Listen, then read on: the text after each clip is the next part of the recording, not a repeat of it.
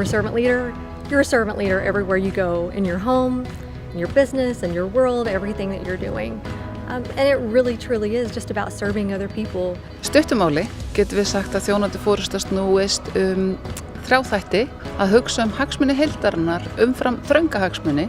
Hún snýst líka það að sérhver þekki sjálfan sig og geti tamið sér auðmýkt og síðan þetta að mæta þörfum annarra. Servant leadership is a kind of way of looking at organizing, way of relating to other people, the way of building an organizational culture that's really helpful in making sure that we have organizations that take into account everything that's important in life. Það fullt af einstaklingum og fullt af fyrirtækjum og stofnunum sem eru að nýta sér þjónandi forystu til þess að ná árangri og þetta sannarlega hugmyndafræði sem hefur aldeilis tekið á loft og mörg af þeim fyrirtækjum og stofnunum sem ná hvað mestum árangri, alveg sama hvernig árangurinn skilgreindur, eru að nýta sér þjónandi forystu fyrirtæki út allan heim.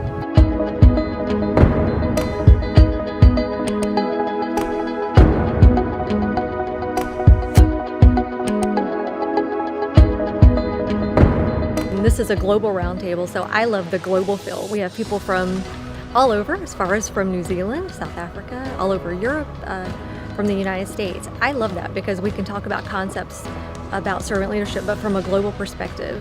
You develop new friendships, new colleagues. Markmiðið með því að hittast hérna á því sem kallast Global Servant Leadership Roundtable var að hittast fólk, fræðimenn, fræðikonur á sviði þjónandi forystu, miðla nýri þekkingu sem byggir á rannsóknum og líka að koma að ræða saman það hvert stefnum við, hvað mikilvægt að gera í framtíðinni, hvað mikilvægast að við höldum áfram að rannsaka.